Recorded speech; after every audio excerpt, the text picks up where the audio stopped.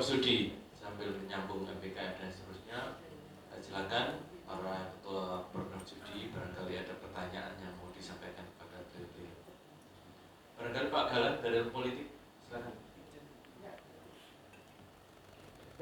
Terima kasih. Assalamualaikum warahmatullahi wabarakatuh. Oke, mungkin diantara semua saya paling banyak belajar karena satu sisi sebagai mahasiswanya Bu Dwi juga masuk aktif sekarang. Nanti sambil jalan Bu saya bimbingan juga terkait ya masuk aktif masih jalan. Yang kedua terkait prodi Bu, jadi saya pakai jas ini karena membawa nama prodi Bu. Bersama dengan para kolega Fisik WK dengan Bu Rizka. Oh iya, berani Pak, jaketnya di rumah Pak, jaket ular. Ini Bu Rizka juga mahasiswa Ibu ya, tahun 2008 ya. 2008, S1-nya ya. Ya. S2-nya di 14, 13 ya. Iya. Mungkin ini Bu, terkait itu saya mungkin menawarkan konkret Bu Dwi terkait dengan prodi politik WK. Tadi yang sudah disampaikan ada pertukaran mahasiswa mungkin dan sebagainya, joint riset dan konferensi internasional mungkin dengan Bu Valia tadi sudah menyampaikan. Apakah mungkin Bu ada skema Bu di politik UNAIR membuka mahasiswa dari luar seperti PMMDN ya? Kami juga menerima Bu PMMDN dari beberapa kampus PTN kemarin juga ke politik WK. Nah ini yang outbound Bu, mungkin kami, mahasiswa kami di semester 5, 6 mungkin untuk studi di sini 1 semester Bu. Dan ini sangat memungkinkan karena jarak WK sama UNAIR ini kan tidak terlampau jauh, satu kota. Mungkin secara luring Bu, mengikuti perkuliahan 1 semester di posisi semester 5, 6, 7. Nah mungkin kami juga akan melakukan seleksi ya, karena ini bagian dari MBKM. Beberapa mahasiswa yang kami seleksi yang memang dari segi KHS dan sebagainya juga nilainya juga cukup bagus, sehingga kami rela melepas untuk keluar karena ini kan juga membawa nama kampus sehingga bisa studi di politik UNAIR. Itu yang pertama Ibu. Lalu yang kedua terkait joint riset Ibu dengan dosen maupun mahasiswa, apakah ada skema terkait dengan penelitian terbuka yang melibatkan dari luar UNAIR? Mudah-mudahan dari politik WK ini menjadi salah satu mitranya Bu, terutama kami mungkin dosen juga dan juga mahasiswa mungkin. Nah itu 2 hal itu Bu terkait dengan pertukaran mahasiswa dan penelitian. Nanti sambil jalan juga konferensi internasional. Mungkin itu Bu Dwi. Terima kasih. Sampun. Assalamualaikum warahmatullahi wabarakatuh. Baik, terima kasih Mas Gala. Jadi gini, tentang mahasiswa yang pertukaran mahasiswa untuk MBKM, monggo, yang penting sudah tadi ada MOU gitu ya. Kalau saya MOU itu saya pecah-pecah gitu, karena indikator kinerja departemen itu juga kerjasama, sehingga penelitian sendiri, kemudian tema sendiri, kemudian pendidikan sendiri. Jadi ada 3 sebenarnya. Ini tadi 1 ya Bu, rugi Bu. Ini saya diajari oleh Pajajaran. Jadi Pajajaran itu, iya, Pajajaran itu dipecah. Jadi ketika nanti indikator kinerjanya kelihatan kerjasamanya 3 gitu. Itu sudah saya praktekkan dengan Warmadi, ya Warmadewa, dengan Unhas, kemudian Universitas Muhammadiyah Jakarta itu. Nah itu saya bikin langsung 3 karena Tridharma kan. Iya, MBKM sendiri. Nah, 4 ya. Jadi maka dari itu silakan kalau memang ada mahasiswa yang mau ikut MBKM di Fisik UNAIR, terutama ilmu politik, kita mungkin untuk mata kuliah MBKM silakan mau ambil apa gitu ya. Karena itu memang dibuka gitu ya, oleh Dikti. Monggo, jadi kami nggak berkeberatan, tapi memang kita luring gitu ya, sudah luring, tapi kadang-kadang ada beberapa kali daring, jadi blended lah ya. Jadi, itu kita nggak hybrid ya.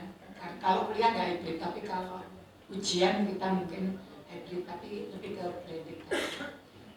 Itu yang saya lakukan untuk joint research. Sebenarnya universitas itu ada skema, cuma sayangnya joint researchnya di UNER yang didanai itu dengan universitas luar negeri. Dan itu levelnya macam-macam, ada 100. Ya harus masuk. Nah itu yang didanai gitu. Karena ingin naik terus. Ya, itu mungkin cara memaksa ya. Nah, sehingga untuk pendanaan joint research ya ke internasional. Jadi kalau joint research saya dengan Mas Galang ya bisa nanti saja kalau dia lulus saya sebagai mahasiswa. Tapi itu ya. Kemudian kalau conference internasional memang kita setiap tahun ada COSPA itu. Bahkan mungkin di prodi-prodi itu kadang-kadang juga muncul ya di HI, di politik itu nasional kemarin. Kemudian kita seminar nasional waktu itu. Tapi yang menyelenggarakan lebih banyak 5 prodi gitu ya. Tapi yang kita undang, kita bicara tentang politik pangan kemarin, kemudian bicara tentang pemilu gitu. Jadi anak-anak 5 prodi karena ternyata pangan itu politik betul gitu ya. Nah itu kita undang orang-orang dari IPB, bahkan rektornya IPB jadi pembicara. Ya, kita bicara politik pangan. Nah itu yang menyelenggarakan seminar nasional mahasiswa semua. Jadi kita meminta mereka menyelenggarakan seminar nasional. Kalau internasional sampai saat ini di politik belum, tapi tingkat fakultas ada. Itu sudah lebih dari sejak zaman saya sebenarnya internasional. Itu yang diselenggarakan. Terutama nanti mahasiswa S3 ini Galang harus ikut ya. Dapat undangan ya. Nah, itu tentang apa lagi ya tadi ditanya? Sudah terjawab ya? Mungkin sedikit Bu, terkait pertukaran mahasiswa yang saya tahu di PMDN itu kan dari Jawa, non Jawa Bu ya, yang didanai Dikti itu Bu ya. Nah, apa yang saya maksud itu, adakah skema di luar itu Bu, di luar Dikti? Artinya ini karena kerjasama antara politik WK sama UNER khusus, jalur khusus tanda kutip, bikin kamar baru yang nantinya ada kesempatan politik WK belajar ke politik UNER, mahasiswa semester 5-6 yang kami seleksi juga. Sit-in atau? Ya mungkin dia harus mendapat nilai. Mendapatkan nilai? Mendapat nilai. Iya. Termasuk juga pembiayaannya mungkin Bu, ada bocoran mungkin ya. Skema pembiayaannya mungkin seperti apa? Mungkin itu Bu. Iya. Kalau itu sih memungkinkan ya. Jadi seperti kemarin misalnya saya ke UGM, mungkin mahasiswa UNER ada yang mau sit-in, mau kuliah di sana 1 semester, dan UI mungkin kan itu dimungkinkan gitu. Kan di sosok bau ya, itu kan muncul sebenarnya di universitas mana yang itu bisa sebenarnya. Sebenarnya kalau enak ya lewat MBKM karena didanai oleh Dikti. Iya, lebih enak. Seleksinya kan? Ya memang seleksinya agak sulit, tapi nanti mungkin saya bicarakan dengan Wadek 3 ya.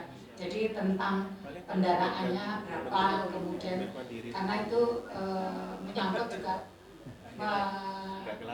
menghonor dosen yang ngajar di situ ya. Nanti saya sampaikan ke mungkin Wadek 1 dan Wadek 3 ya. Itu saya belum bisa jawab ya. Teman-teman Bu Dwi, sambut gitu.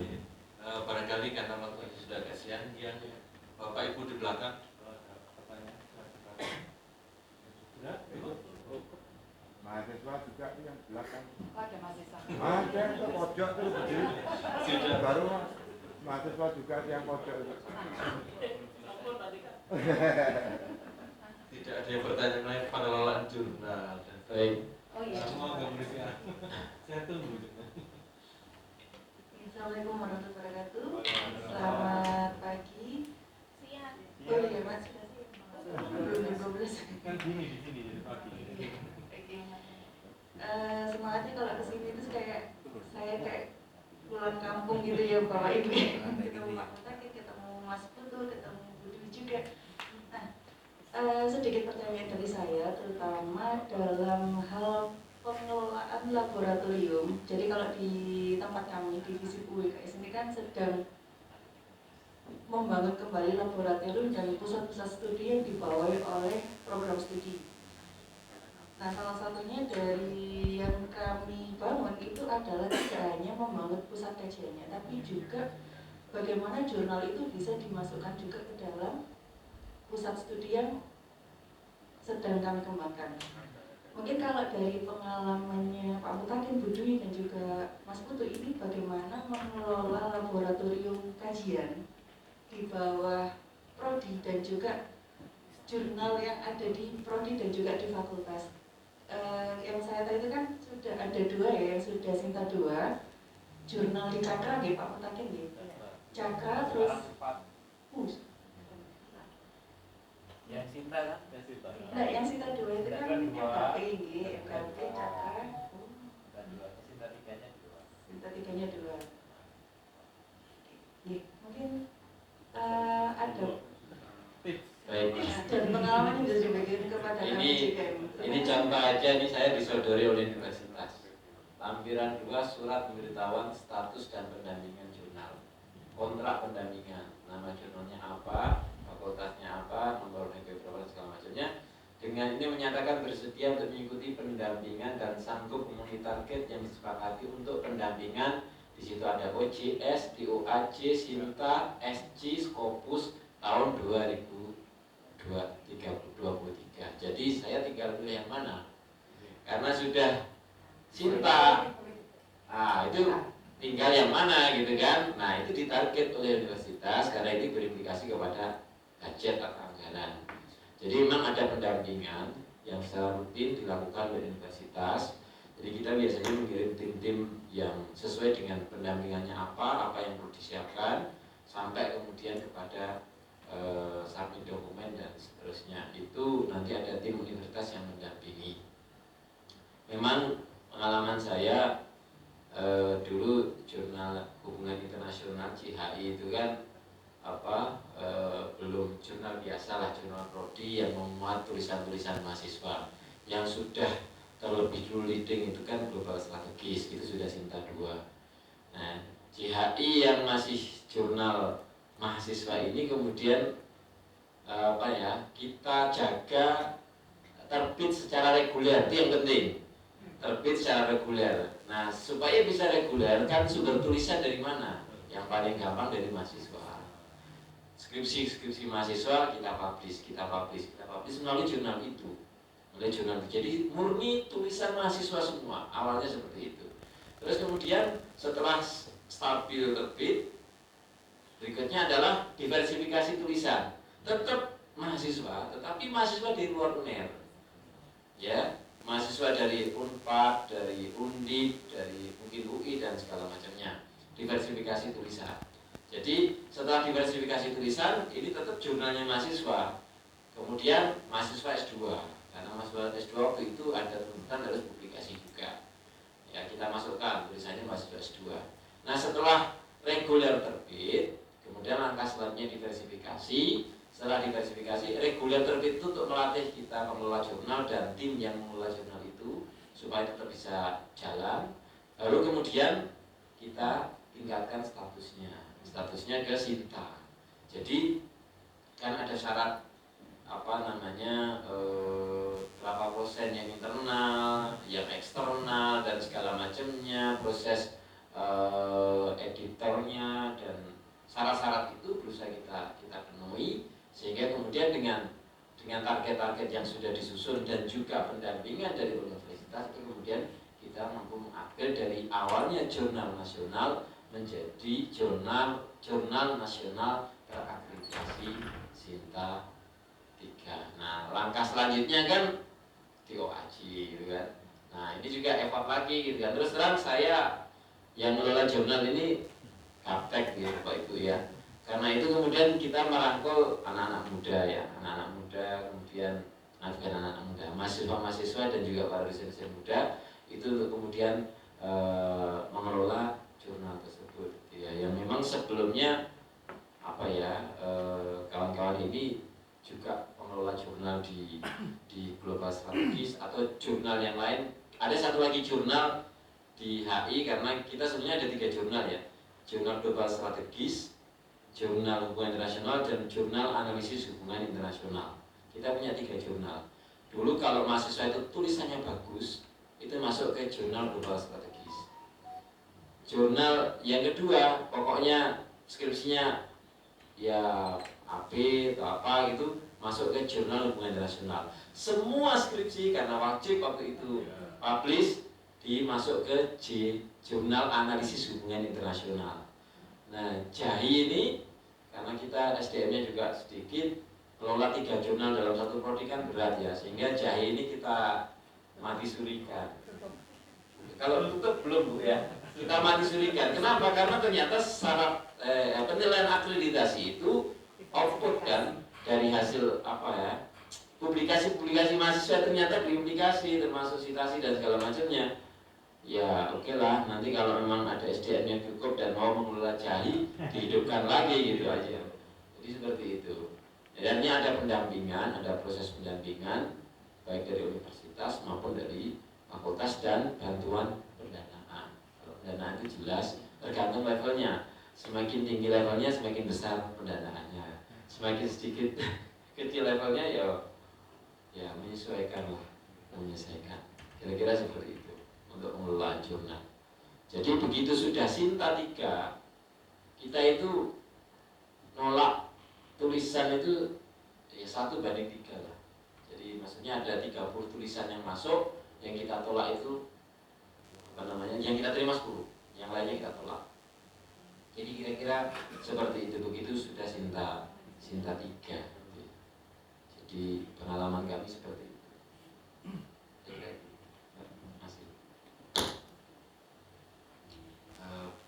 Bu Dwi, sebelum kita akhiri, saya mau bertanya sedikit saja mengenai manajemen prodi Departemen Politik dengan prodi S1 dan S2 itu manajemennya seperti apa Bu? Karena kami juga sedang belajar ini, S1 dan S2 di WK itu mau kami apakan gitu.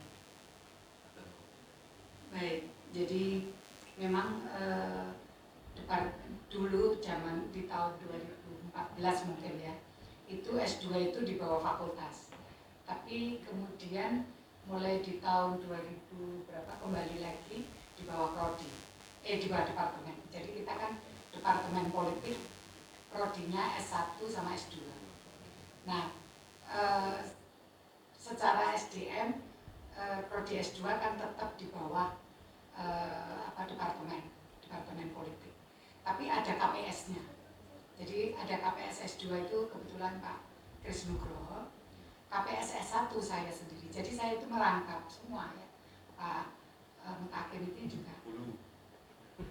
Bukan kader kan? Oh iya, dia bukan. Bu Irma sekarang. Nah, jadi Bu Irma itu KPS S1 HI dan Kader. Saya juga KPS S1 dan Kader. Sehingga bayarannya double. Iya ya.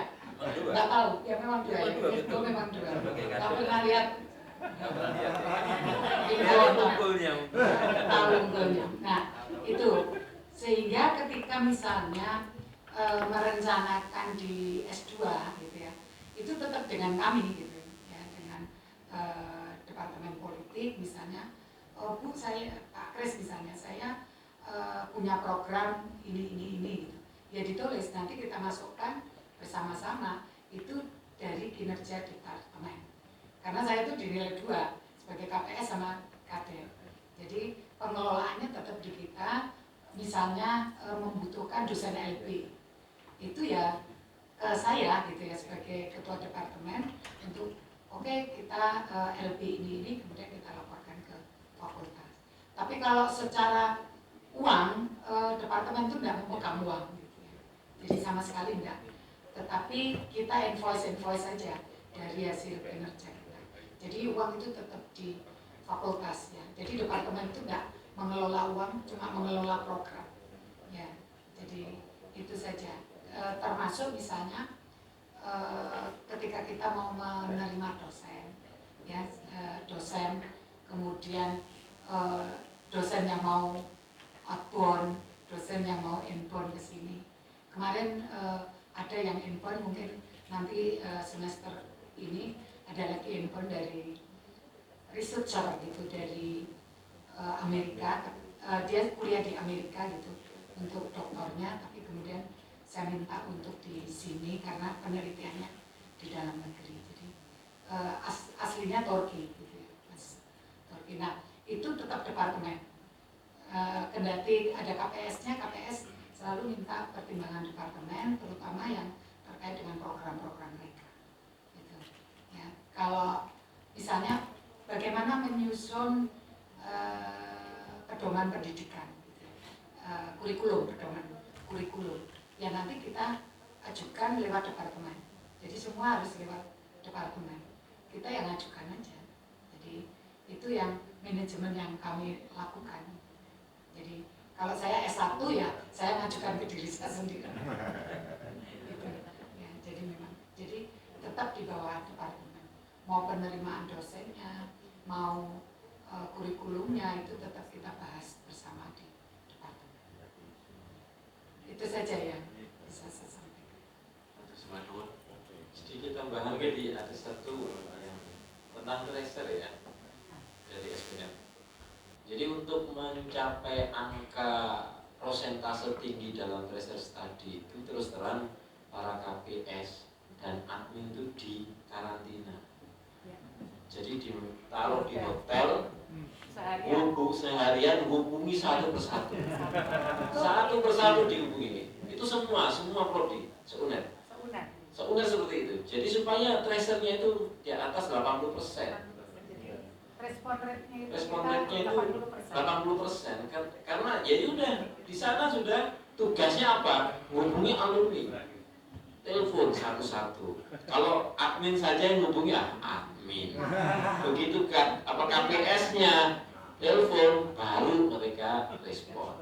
Jadi awalnya dulu begini Bapak Ibu, waktu awal-awal sistem itu Bu, itu kita menerima hanya laporan. Ini yang sudah respon, namanya ini, kan ada datanya. Tolong dihubungi gitu kan. Reportnya itu rutin gitu kan. Tiap seminggu ada report. Kok rate-nya kok kecil, tapi terus nggak ada inisiatif di karantina. Ya kita sendiri masing-masing, waktu saya masih kadet, masih KPS, ya sudah telepon satu-satu gitu ya. Tapi pribadi gitu dari prodi kami gitu kan, kita bagi beberapa orang dosen, tolong ini sekdep ini bagi-bagi, tolong dihubungi nama-nama ini gitu kan. Tapi setelah itu sama problemnya, ya kreativitas masing-masing prodi, ternyata respon rate-nya juga masih rendah. Nah itulah yang kemudian membuat universitas mengambil policy seperti itu. Tiap tahun dikumpulkan. Tiap tahun dikumpulkan di satu tempat. Sama tenaga admin kita. Ya, Nah, nanti tenaga admin itu yang memberikan uji formnya ya. Itu aja tambahan dari saya. Terima kasih Bapak Ibu. Honor itu. Dari teman-teman dosen Wijaya Kusuma sampai itu sudah cukup. Saya kembalikan ke Pak Dekan untuk menyampaikan closing statement. Saya mohon izin. Terima kasih. Terima kasih Pak Darsono, Bu Dwi, dan kawan-kawan yang telah luar biasa menerima kami. Merinding sampai ada Bu Dwi, karena ada kesan-kesan walaupun kita zaman kolonial dulu. Kemudian teman-teman ketemu Mas Fahmi dengan kawan-kawan di sini yang sama-sama milenial, mudah-mudahan nanti bisa bekerja sama, bisa berkolaborasi sebagaimana kami dulu dengan Bu Dwi dan kawan-kawan yang Mas Kris, Nugroho, Sang Sulami, Mas Din, seterusnya dulu teman kami seangkatan. Mudah-mudahan silaturahmi antara UNER dengan UWK terutama FISIP ini bisa ditindaklanjuti oleh kawan-kawan muda kita, Bu Dwi, Mas Fahmi, Mas Baru, dan teman-teman yang lain bisa berkomunikasi dengan Mbak Rizka, Mas Galang, Mas Sair, dan seterusnya. Ini mudah-mudahan silaturahmi kita selalu mendapatkan rahmat dari Tuhan Yang Maha Esa, berkah barokah, semuanya kita niati untuk kemajuan pendidikan di negeri kita. Sekali lagi terima kasih Bu Dwi dan kawan-kawan, sampaikan salam saya dengan Prof. Bagong yang rekan saya juga pada waktu itu. Saya alumni pertama loh Bu Dwi, alumni pertama S2-nya disipliner di bawahnya Pak Wisnu, di atasnya Pak Wisnu ya, di atas Pak Wisnu. Iya, Pak Wisnu dulu dosen saya, pembimbing skripsi pas masih muda, tetapi ketika S2 menjadi teman, malah adik kelas saya seringkali minta apa soal atau garapannya Prof. Tanjil kalau Pak Nayo Dio. Baik, Ibu Bapak sekalian yang saya hormati, rekan-rekan dari SIWK, di pada saatnya kita di penghujung ini, tetapi sekali lagi ini adalah suatu awal agar kita bisa bekerja sama, apapun Bu Dwi dan kawan-kawan yang bisa dikerjasamakan. Mohon teman-teman ini bisa digandeng, bisa diajak, karena memang kami sangat kurang sekali dengan apa yang disampaikan tadi, sampai tolak-tolak aku harus 6 poin gitu. Ya karena memang banyak hal yang bisa sebenarnya kita lakukan, tapi karena ketidaktahuan barangkali ya, ketidaktahuan tentang jalan, ketidaktahuan tentang ya tadi itu misalnya penelitian sampai seperti itu, ketidakmampuan barangkali juga yang sangat mewarnai kehidupan di FISIP WK. Ada 3 fakultas yang kalau 4 ya program studi kalau di sini. Ada FISIP, kita itu punya perpustakaan sama, sosiologi ada, S1-nya politik punya, di sini juga ada S2 politik. Mudah-mudahan ini yang bisa menjadi modal. Di sisi lain kita punya alumni dari UNER, Pak Suud dan kawan-kawan yang sangat produktif, Mas Umar, bisa berkolaborasi dengan teman-teman. Semuanya walaupun itu pribadi, toh akhirnya nanti ke institusi. Ini yang selalu kita dorong, karena institusi kita juga membutuhkan adanya akreditasi yang bermuara atau bersumber dari aktivitas teman-teman semuanya. Oleh karenanya, perkenankan saya atas nama kawan-kawan mohon bantuan, mohon bimbingan Bu Dwi dan kawan-kawan. Kenapa saya panggil Bu Dwi? Karena yang paling senior bentuknya aku harus ngomong tukang kaya nanti. Dari senior saya panggil, nanti teman-teman secara informal maupun formal bisa diajak untuk kerjasama di antara kita. Saya kira itu yang bisa saya sampaikan. Mohon maaf apabila di dalam soal kami ke kakak saya secara formal, secara soal sambang kampus bagi teman-teman, karena alma mater itu adalah ibu yang memberi ilmu, katanya begitu ya. Tepatnya di mana? Tepatnya di kampus, sehingga ketika teman-teman alumni UNER datang ke sini sama dengan soal ke ibunya. Mudah-mudahan berkah barokah bagi kita semuanya. Billahi taufiq wal hidayah. Assalamualaikum warahmatullahi wabarakatuh. Matur nuwun Bu Dwi, dan selanjutnya kami akan pamit. Matur nuwun sangat, sampaikan salam hormat kami ke Pak Ko. Matur nuwun Pak Fahmi, Mas Probo, Mas Sakim, matur nuwun sangat.